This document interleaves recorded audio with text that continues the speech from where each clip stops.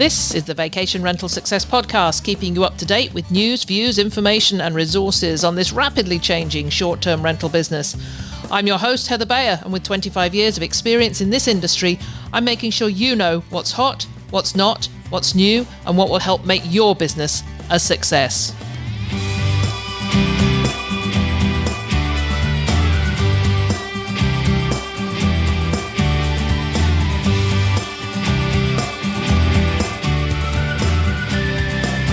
Well, hello and welcome to another episode of the Vacation Rental Success Podcast. This is your host, Heather Bayer, and as always, I am thrilled that you're here with me today. So as you listen to this, the annual VRMA conference is in the rearview mirror. It was awesome, not only because I got to present a 90-minute session on AI with my friend Bart Sobeys, and you will hear about that in another episode, but because for the second time in 3 years, we were honoured to receive one of the coveted VRMA Awards of Excellence.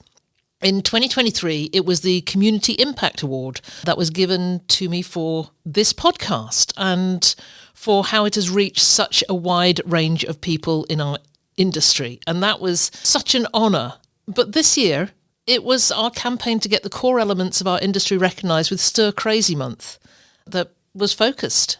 If you remember Stir Crazy back in February, it was a 5-week focus on the foundations of the business: safety, sustainability, trust, insurance and regulations. And it ran from the end of January through to the start of March. It was 5 weeks. We couldn't get 4 weeks fitted into February, obviously. It was kindly sponsored by Guesty, and we had support from Proper Insurance and Breezeway and i-PRAC. And it featured some industry greats: Justin Ford, Nick Massey, Dana Lubner, Bob Garner, and today's guest, Chris Maughan. I was so honoured to receive this Best Supplier Marketing Campaign Award because it was in recognition of all the work that went into bringing these elements to the forefront. So that was it. I will be talking more about VRMA. I did a few recordings, spoke to a lot of people, and even though I was only there for 48 hours, I got a huge amount out of it. So I'll be bringing that to you in an episode, possibly next week, maybe the week after that. I think the week after that, when I do a bit of a wrap up of what I learned and who I spoke to at VRMA, and particularly, what was new on the exhibition floor, which is always a fun place to be, and I really enjoyed that. So let's move on. There are episodes I look forward to, and in fact I look forward to every episode, but then there's episodes like this one where I can get to sit down with someone I not only admire really professionally, but also truly value as a long-time friend and an industry trailblazer. So today I'm speaking with Chris Maughan, someone many of you already know as a founder of i-PRAC and a genuine pioneer on building trust within the short-term rental space. But today's conversation gets even deeper because we're diving into that is so ChatGPT. Honestly, it didn't write this, but because we're getting deep into the ideas behind the Trustology, which is his newest guide for hosts and property managers and anyone who's serious about scaling a meaningful direct booking business.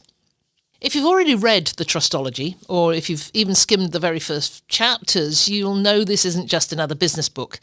It's a strategic, experience-packed, what can we call it, a manifesto on why trust isn't just a buzzword in our industry. It's the real foundation. It's what drives bookings. It builds brands. It creates guest relationships and owner relationships that actually last. And I can tell you this from experience, Chris really does walk the talk. When we launched the Stir Crazy campaign earlier this year, yes, that crazy month that led to us winning the award I've just talked about, Chris was right there with us. He was the voice and face of Trust Week. He delivered powerful messaging that resonated across our entire community. That campaign wouldn't have had the impact it did without his vision and passion behind it. So today we're going to unpack what Trust First really means. We'll explore the neuroscience of guest decision-making, the hidden friction points that kill conversions, and why direct bookings aren't about price. They really are about peace of mind. So let's get into the conversation, without further ado, with the one and only Chris Maughan.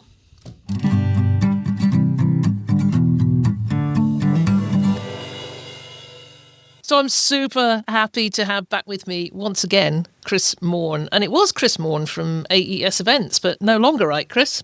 Correct. I'm in a more of a advisory role now. Okay, so give us a bit of history. Let people who aren't familiar with what your background is and what came up before the sale of AES. I'll try to keep it as brief as possible. 25 years to stack it. I started in short-term rentals in 2000 here in Cannes and built that business. That's France. That's Cannes. Yeah, France. Yeah, south of France. So we started off really small, competing with about 140 other agents.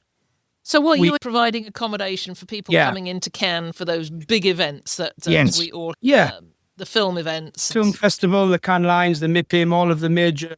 Because Cannes is a huge destination for some of the most biggest global events in the world. So it's like you get like 30,000 people just descending on Cannes for a week.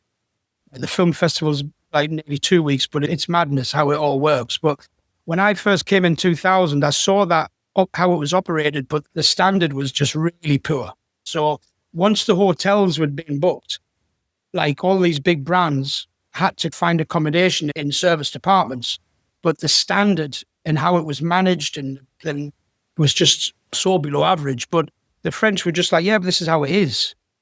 And I was like, I'm going to build one. The corporate mentality of corporate hospitality accommodation. So we started to really look at building the right type of property, like making sure that the right property fitted with our brand of corporate. And we just went from there, and we just really, over about 7-8 years, we went from 3 properties to like 150 properties. And then we started getting into events and managing like the big Croisette properties. And then we were one of the major players, and we were doing all the accommodation and event management for MTV, Google, Twitter, Spotify, Disney, Salesforce, MediaLink.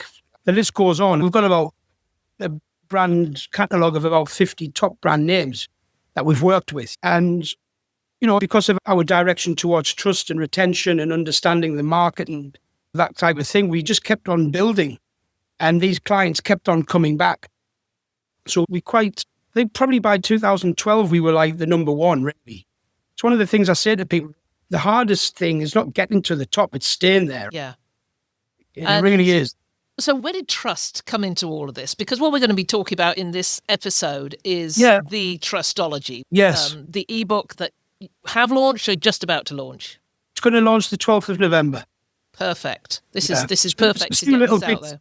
Yeah, there's a few little pieces out there like teasers, but generally it'll be available to everybody on the 12th of November.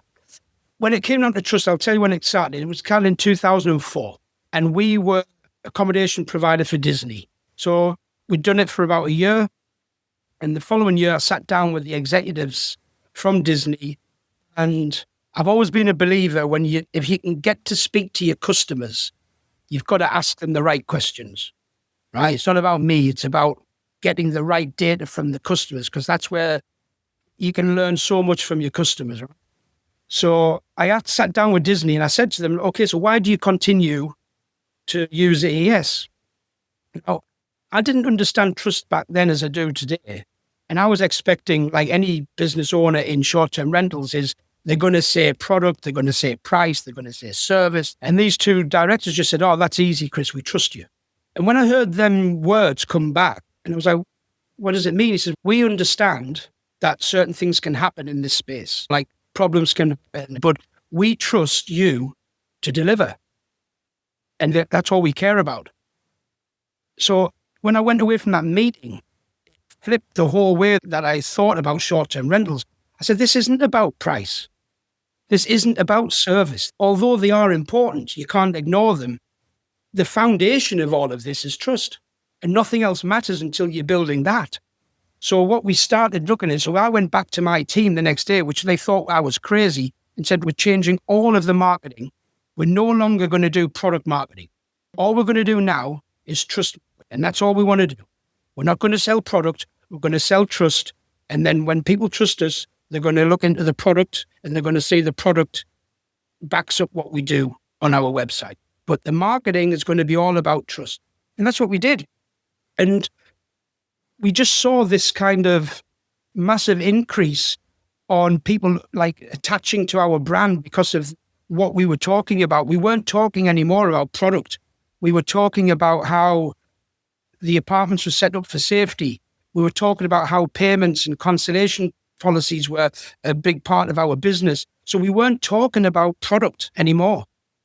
And this is the problem that a lot of people do today. And you look online, you will see everybody is product marketing focused. And it's like they're doing themselves no justice because people aren't interested in a product until they trust you to buy the product. So we just switched it all on its head. And after that, we just went on a trust marketing, and trust became my main foundation of the business. And everything we did, every decision we made became how does this impact our trust level? Does it move the needle? Mm-hmm. Does it move the needle towards building more trust with our guests, building more trust with our suppliers, building more trust with our owners? How are we building more trust? And that was the whole focus of the team. So everybody who came in, yes, knew that trust was our thing. And it's been like that ever since. So I'd say it started in 2004, and I'm still banging the drum now. So where did i-PRAC come in? Because i-PRAC is a platform now. Hosts and managers help to develop. You tell us about i-PRAC rather than you trying to explain. Yeah, I came in 2013. There was a family who came from London, and they basically got scammed and was stranded here in Cannes. They had three children, 2 adults, husband and wife, arrived in a taxi to an address that didn't exist. They went on Google, found that we were an accommodation provider in Cannes, called us, told us that they were in a bit of distress. We got them down to our office, and the next day I got a chance to speak to them, and they told me the whole story about, they showed me like the link and websites and contracts that they'd signed and different things, and it all looked really legitimate, really. The next day I thought to myself, how can people be just turning up at addresses and these properties aren't even exist? This is the industry that I'm proud of, that I'm invested in. And I thought, is this just a one-off incident? And as I did a bit of research, found that it wasn't a one-off incident. It was happening all over the world. People getting frauded from websites, from direct booking websites, even from some booking platforms. So I decided there should be a platform out there that can showcase operators as trustworthy and verified operators, and a place for owners to be able to look and go, I'll book with confidence with this company because they're verified. So you're just linking the verification and trust to the booking process and letting people then market the fact that they're verified. And that's where i-PRAC certification came in. And as i-PRAC grew, we then added a lot of marketing tools and guides to help people understand how trust works, how the i-PRAC certification can help you grow your business in direct bookings. And that started in 2014 we started. It took us 2 years to build the site, 6 months to build the first site. It was all wrong, so we scrapped it and started again. It cost me about £90,000 just to scrap it because it was just completely wrong. And we launched in April 2016 with about 2,000 non-paying pre-memberships. And now we're at about 16,500 members around 28 countries. Yeah, it's good. And the whole point of us was trying to do, when I looked at the certification and verification of hotels, like a hotel would have to probably finance around 20 to 25,000 a year to be licensed enough to open their doors. Now, I knew for a fact that there's no way that short-term rental operators starting at the bottom, or even mid-range or even successful ones, are going to invest that kind of money in that type of certification. So the struggle was to make it digital, make the i-PRAC logo non-copyable, and make it affordable. So we lost quite a few nights' sleep on that. But we managed to do it, and we've kept the same price since 2016 as we have today, because it's all about making it affordable to help guests book with legitimate operators and help operators increase their visibility of trust and credibility and reputation. So if you become i-PRAC certified, you can be like something to be proud of because you've passed a very robust application process to be able to say we are i-PRAC certified. You know what? I've heard you talk about trust for a lot of years now. You've helped us out on the Stir Crazy month for the past couple of years, and we've so valued that time that you've spent with us for that week each year to talk about trust. So now AES is sold. What are you doing now, and what inspired you to... I know what you're doing now because you've written the Trustology, and that's coming out shortly. I know when I sold my business that I then thought, oh, what am I going to do now?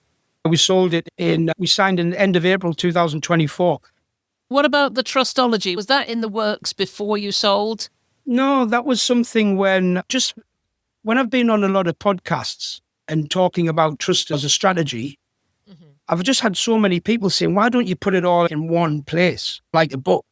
I just never wanted to write a book. It's never been something that I wanted to do. But after a while, I was thinking to myself, my role with trust is all about education. I've never wanted to earn money out of it. It was never my goal to build a business around trust that generated income or to sell or build that kind of business. It was always about supporting the industry and making the industry better. That's why i-PRAC is not really a company that's looking to make a lot of money. It was all about affordability, to get masses on board, to change the industry. That was the whole goal. And the Trustology came when it was more of when I was working with Neely and she wrote the Trustology, and Neely did a great job of that. She did 3 articles, and I believe them 3 articles are 3 of the most read articles on our resource hub. I get so many messages about them articles still today. That was just 3 articles, so it wasn't really a book, but it was 3 very in-depth articles. And then we decided with Neely that we would think about doing something on a bigger scale. And then that didn't come to fruition with Neely, but I found another writer and I said, would you be interested in putting all of this into one place and we're going to call it the Trustology? And that was Lindsay. And Lindsay's worked on it for about 9 months. And it's great. And it's probably cost me about 20,000 to put it together, and it's free. I don't want to charge for it. So I want to get into it a little bit and just cover off a few things, because in chapter 1, you talk about the neuroscience of... So that's things that we know, we've heard about: oxytocin, cortisol, and then the biology behind decision-making. Most people wouldn't even think about the fact that hormones are involved in trust, and they impact people when they're making decisions. So just give us a bit of information on that. And how does that information help people who are listening to this perhaps rethink their guest journey and they're going into more focusing on direct bookings? Yeah. Basically, the subconscious and the emotional side of a booking is huge. If you picture somebody thinking about going on holiday with their wife and 2 kids, and they're sitting at that kitchen table, they open up the laptop, they do a bit of a search, and the journey starts of trying to find somewhere to stay. And basically, the emotional side of it is the stress hormones, the subconscious fear, all of these things of panic and different things are playing a massive subconscious part in the decision-making of choosing somewhere where you're going to stay, not only with your wife, but your precious 2 children. So subconsciously, you're looking at it thinking, oh, don't like that. Don't look at that website. Oh, they don't look very trustworthy. Oh, no, I don't like that. And these are subconscious thoughts that are done in a millisecond, right? Because trust has been ingrained in our brains since we were kids. You know, don't put your hand in the fire. You're building trust from when you're such an early age. So your subconscious brain is really hardwired to spot out harm, trust, and uncertainty. And that's why the brain plays a massive part, because uncertainty is the killer of conversion. That's it. And we say that in the book. Uncertainty is the killer of conversion. If somebody's uncertain, that's killed the opportunity for them to book with you. So removing uncertainty comes in so many different ways. And it's about breaking down the barriers of uncertainty, like payments, like product, like service, like who we are, like about us. And all these little things are, what does the guest think about you rather than what you think about yourself?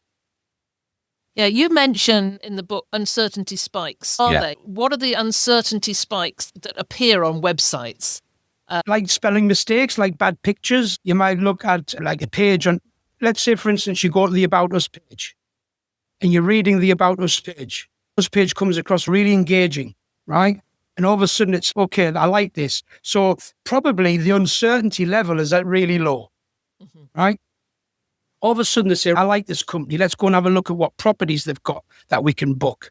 So they click on product or properties, and all of a sudden the photos are really badly presented or not in the right format, not the right size, or like the bed covers are all mismatched, or the toilet seats up, or whatever it might be. Just the photos, there's no attention to detail, right, in the presentation. So you've gone from an About Us page where you're feeling really nice, and as soon as you go onto the product page and it doesn't, and you find that not to your satisfaction, then you're going to get an uncertainty spike. And sometimes once you've hit that first spike, it's very hard for them to forget that. And sometimes if that spikes, if it's a little spike, like a spelling mistake or something like that, that's okay. It's not the end of the world, but it's still a little spike. And they might continue on the journey of the website. But if that spike's really high, that's when people leave. The uncertainty is just too high. They're not going to take the risk. There's other options, so they go. So an uncertainty spike is that it's a little bit like fear. All of a sudden you're going along fine. And then when fear kicks in, all of the negative emotions come in. So the subconscious and the emotional side of it, like the oxytocin, is really deep. And that's why language and website design and website flow and trust signals all come into play. It's like putting that like orchestra together.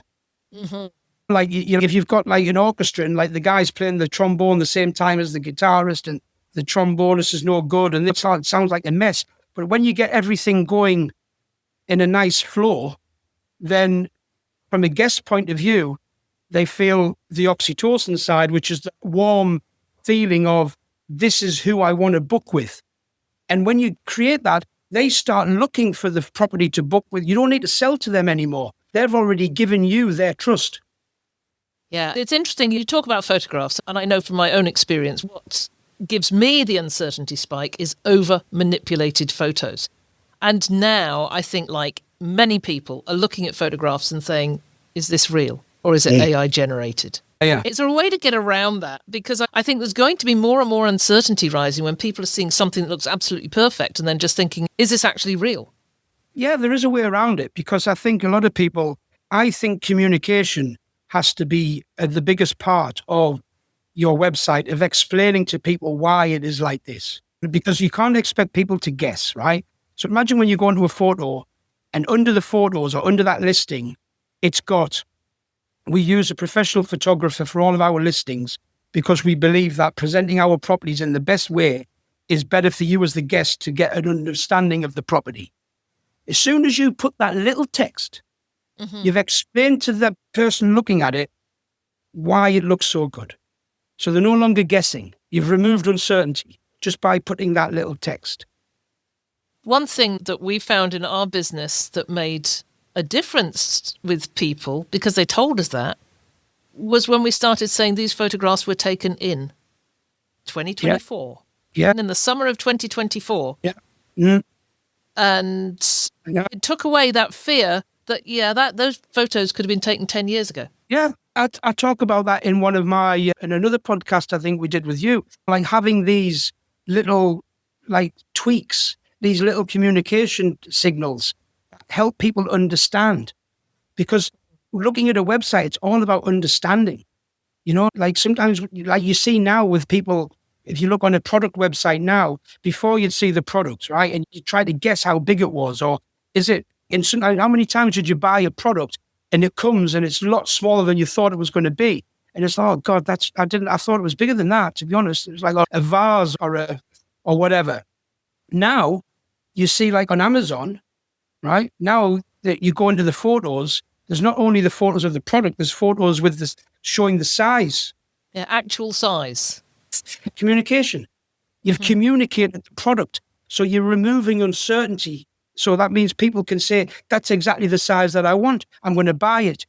If that 30 centimeters wasn't there, maybe somebody's just going to look at it and go, I just don't know. And they don't. They just don't convert. And that's why conversion is all about psychology and using communication to convert, to keep people on that next step forward to the booking process. And that's why trust signals come into it, like all the way along. You can't just get somebody to trust you on the homepage or About Us page and then lose it, like on the property page and the payment page. You've got to keep the continuity of trust all the way through the website. And even after they've paid, like, how does the receipt look? How does the receipt covering email come in? Does it look good? All of the communication pre-booking. It's a journey from A to Z. And you can't miss a trust signal. You have to know when the trust signals are needed. And these little things about photos, like you've just said, that could be the difference of somebody going, I'm booking this. All it takes is somebody next to you to say, yeah, but they were probably took 10 years ago. When you can sit and look at explaining it like you're a 5-year-old type thing, this is where you build confidence when people are looking at your website. And that's when you increase conversion, because you're really in the attention to the trust detail and removing the uncertainty in how you're presenting your website.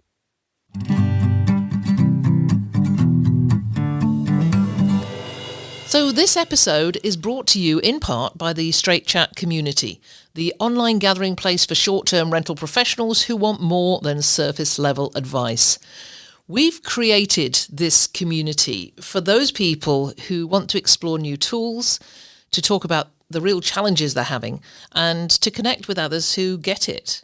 Straight Chat's where those meaningful conversations are happening, and we're sharing news and innovations and new tools and anything you want to know, along with office hours each week and regular tutorials. And along with that, if you've been seriously curious about AI, about how to use it for guest messaging or workflows, setting up standard operating procedures, or even marketing, check out the AI Ambassador Program. It's designed for short-term rental professionals who want to lead the way with smart, ethical AI adoption. You don't need to be a tech expert. You just need curiosity and a desire to stay ahead of the curve and to lead the way in your company. Visit vacationrentalformula.com/AI to learn more and to join us.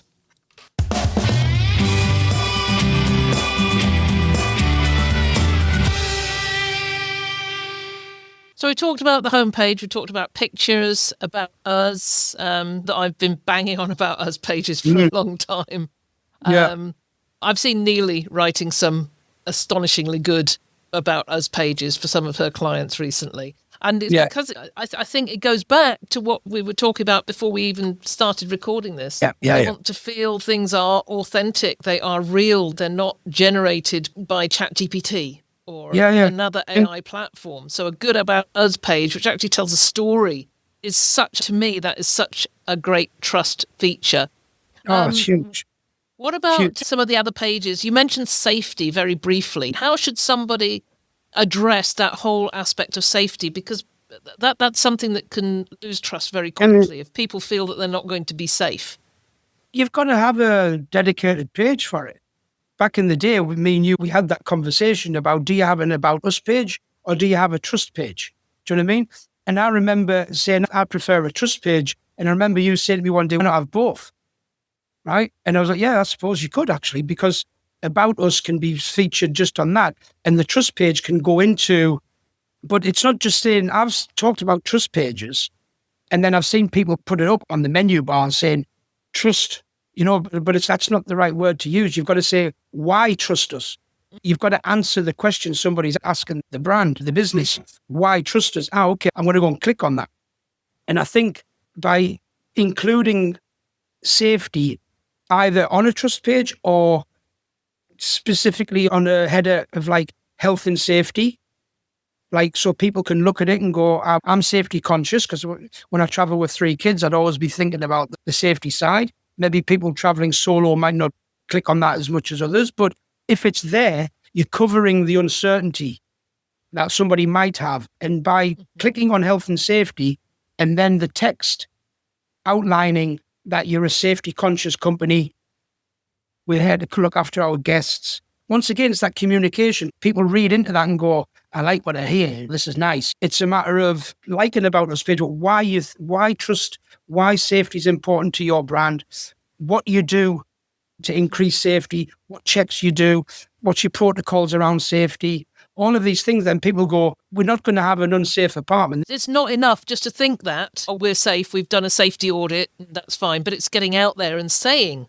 this is what we have done. We do an annual safety audit after every checkout. There's a safety check. That's when I was talking at the start. Trust marketing and product marketing. Trust marketing is talking about your safety regulations. It's putting your photograph on social media of your maintenance guy changing a fire alarm, a fire smoke detector, right? How many times do you see people doing that? None. Imagine if you put a post about that. He's our maintenance guy checking the smoke detectors before the guests arrive. That shows that as a brand, you care. And all of a sudden, people are attracted to that. And look at that, they do that, so they must do other good stuff. That's trust marketing. It's confidence marketing. It's putting what counts out there, not just look at this beautiful jacuzzi with a sea view. So that's product. Trust marketing is much more effective. It's much more engaging. So you can do all that on your website. Like I've always said, your website is your gate to conversion. People are looking at your website when you're asleep, when you're out for dinner, when you're in a meeting. Your website is your real estate. So make sure you make it a good real estate. So when people arrive on it, all of their uncertainty questions are answered. It's why a lot of the FAQ, frequently asked questions, people put them right at the bottom in the footer. Why would you do that? Why would you do that? Put it at the top. So many people have just considered that this is how it's done. So we'll just follow it. We'll just keep doing it like this. But you've got to rip up the script and say, no, my website's going to be completely different to everybody else's. I'm going to have the frequent asked questions link right at the top right-hand corner. I'm going to send people to our trust page from a link top left. I'm going to have my i-PRAC certification here, not down here. It's all about sitting down with your web designer and saying, this isn't how it's going to get done anymore. We're going to do it completely different, and we're going to build a website that's built for trust and conversion. I think the best person out there who's having a go at it is Mark Simpson with his websites, but even his, with all due respect to the work that they're doing, they're not built for trust. They're built for product. So what would they have to do differently? And I guess this goes back to having the safety page, having the good about us page. Can we just talk, because I don't want to miss this one, because you've mentioned that checkout page, the sales, that final moment of trust, where I'm now going to put my credit card number in. Because I think we all do it. You type in a credit card number and then you sit back and you think, oh, delete, take it out. I'm not quite sure about this. That's the fear.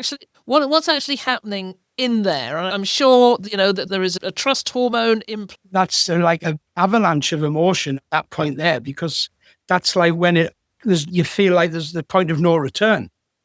So this is when you need to make sure that you've made the right decision. So your subconscious mind is going, answering all of these questions. Are they real? Is the business fake? Oh God, I've heard so many things. It's very easy to convince yourself you're going to book until you get there. Yeah. I've said it before, it's all these people who go on them big roller coaster rides. When they're in the back of the queue, it's all okay. It's when they get right to the front and the guy's saying, come on, get in the car. And that's when you start seeing people jump over the railings going, I can't do it. That's because, that's me as well. I don't even get in the back of the queue. But the thing is, that's when the fear factor is, it's the point of no return.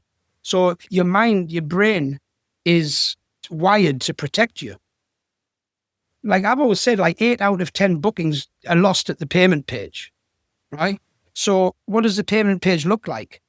Most of them today actually send people to a third-party booking page. So they take them off their own branded website to a third-party PMS booking page, which is poor. It's like a little photo of the logo and a little thing and it's paying out. Don't do that. Engine your own payment.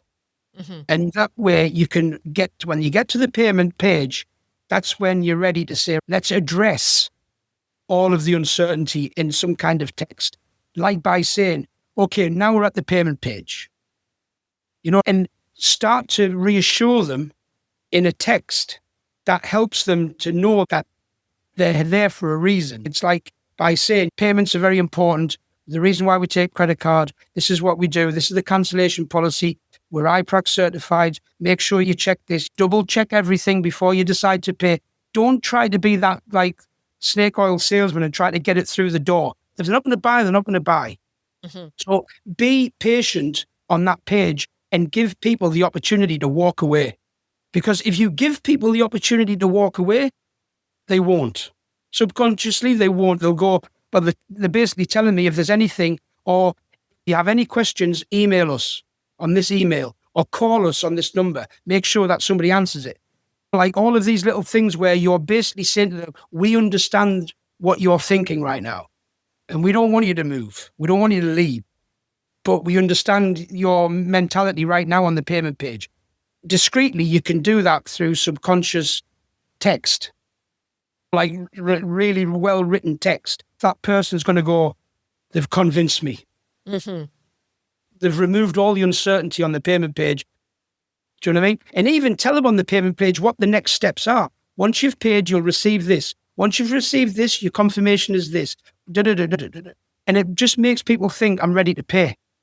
Yeah. But don't just let somebody arrive on a payment page and all they see is the price and there's 3 bars to put a credit card in and then hoping they're going to tap it in because they're probably not. So your payment page is crucial to make sure that you are revisiting the uncertainty and building that confidence again for the last hurdle, which is the payment page. I think it's likely that payment page is the one that people pay the least attention to. Yeah. They don't even think about it. As you say, they're focused on product. So they're focused on the photographs and getting the listing right and the amenities, and then don't pay the attention they need to that really important point where people are going to jump. Yep. When we had our website, every Saturday when I would go into the office, our tech guy would provide me with the page report, which we would get from Google Analytics. Now, that was back then. There's so many websites, so many apps or tech companies that now that you can insert into your website and it tells you the percentage of people on that page, where the big fall-offs are. So this data, when you study this data, you can look at it and go, my bounce rate is 94%, right? Homepage bounce rate is 94%. Now, that's such crucial data to know because it just means that people are arriving on your homepage and not liking what they see and they're off. So all of a sudden you start working on your homepage and tweaking things and moving things around and trying things like that. And then next month you look at it and your bounce rate's 78%. I think today most people give their website to somebody. How much is that going to cost?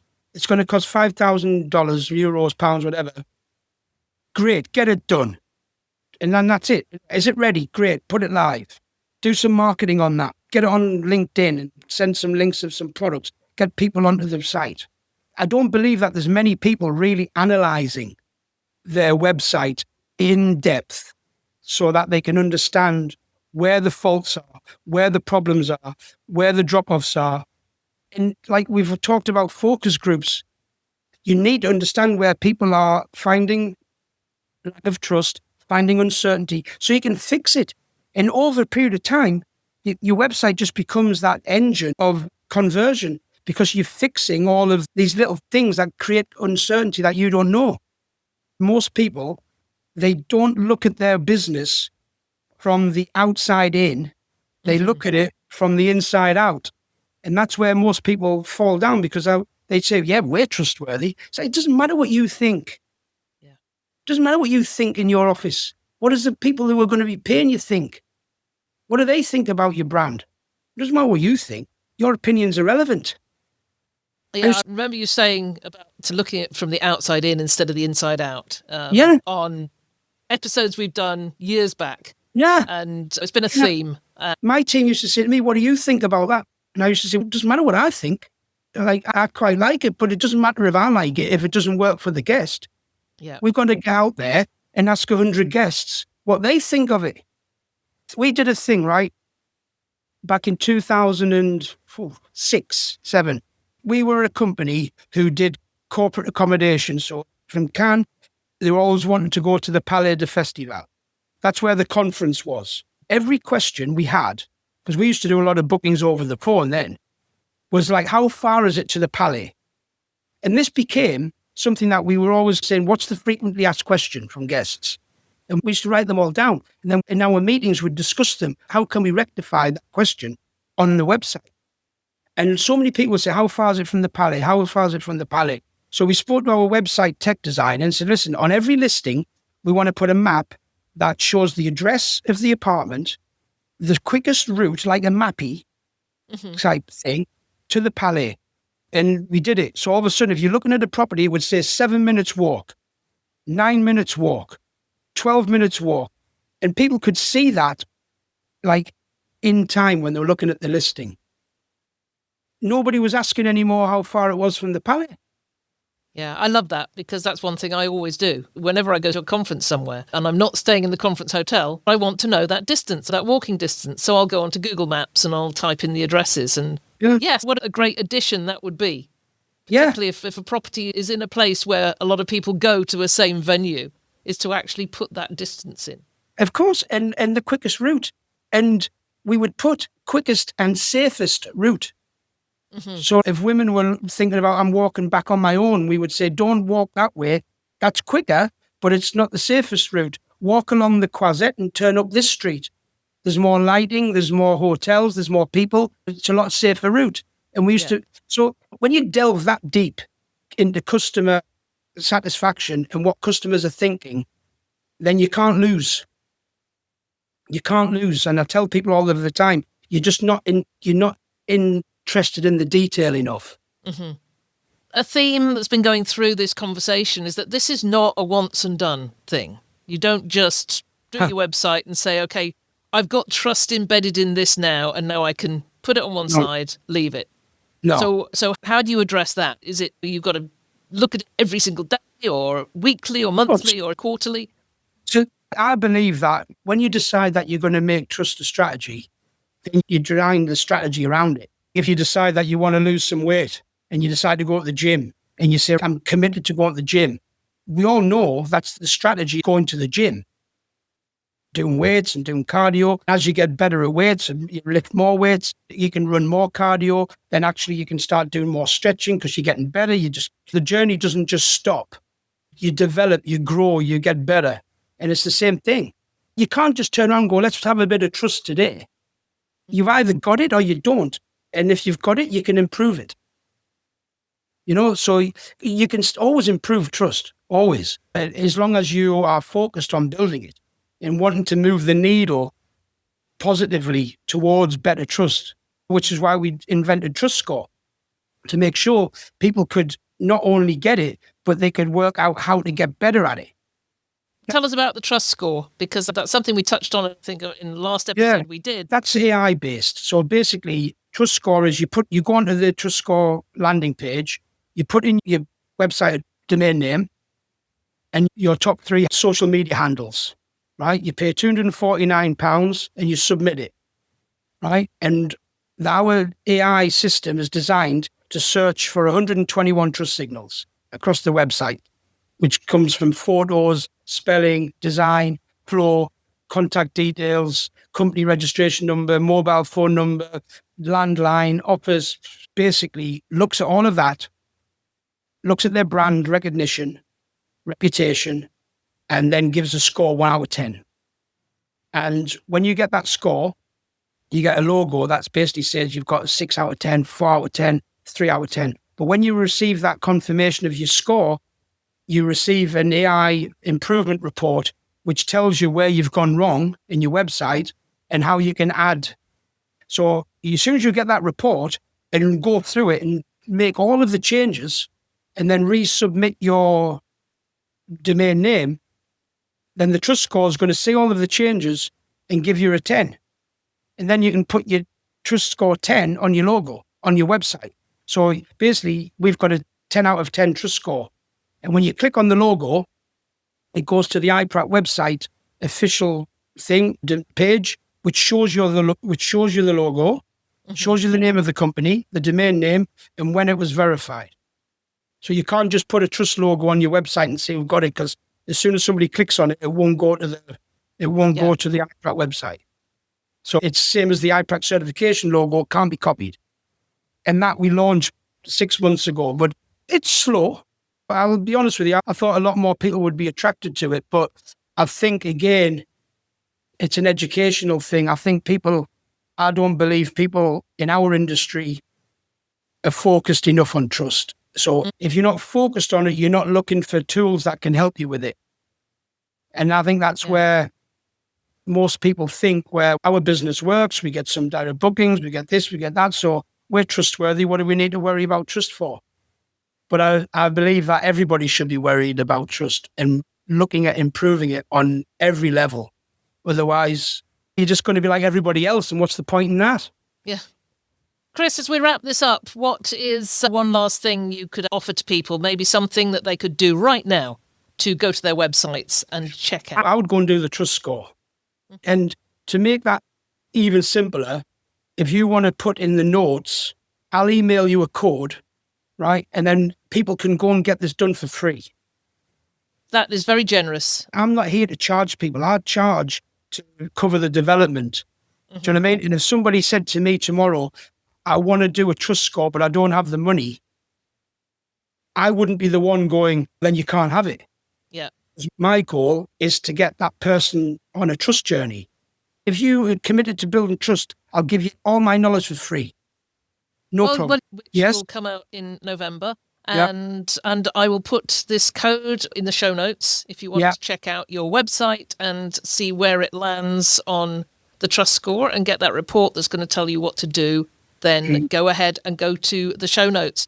Chris, as ever, we get to the end of these conversations and I'm thinking, I've still got this long list of questions I wanted to ask you. What you have shared is exceptional and thank you so much. We could start up just a general co-presented trust podcast. Maybe you could. That's why it's important for people to just get on board with it. But I do believe that the Trustology will help people get the education and get understanding, because I believe that's what people need. They need to understand the why behind trust. Not everybody knows that you need it. It's not rocket science, but it's like Simon Lehman did a post on his first podcast about trust and everything. And I said, but we all know we need it. But what we need to be showing people is how to build it. Yeah. And believe that's what the Trustology is going to be. And that's why it's free, because it's not education if you have to pay for it. Chris, once again, thank you so much for joining me. I'm always available to be on your podcast. Don't worry about that. Thank you so much. A lot in this episode. So make sure you do go to the show notes and check out those. Chris, always a pleasure. Thank you, everybody.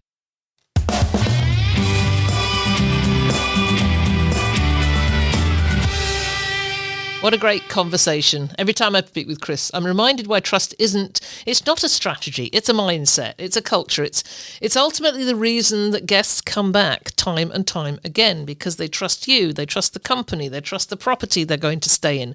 They trust that what they're getting is what they read about. So I highly recommend carving out some time to read the Trustology when it comes out in November. There are links on the show notes to go get that when it comes out. And more especially, there's a link on the show notes for you to go and get your free trust score. Absolutely no cost. Just use the code, go to the trust score and submit your website address, and it will come back with a report and show you how trustworthy your site is.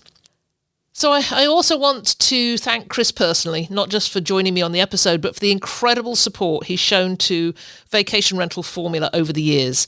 You know, his leadership during Trust Week has played such a big role in helping us win the Verma Award of Excellence for Vendor Campaign of the Year, and I couldn't be more grateful to have him as part of this community and as a friend. As always, if this episode sparked a new idea for you or it gave you that aha moment, you're going to do something, I'd love to hear about it. Reach out whichever way you like on social, send me an email, leave a review wherever you're listening.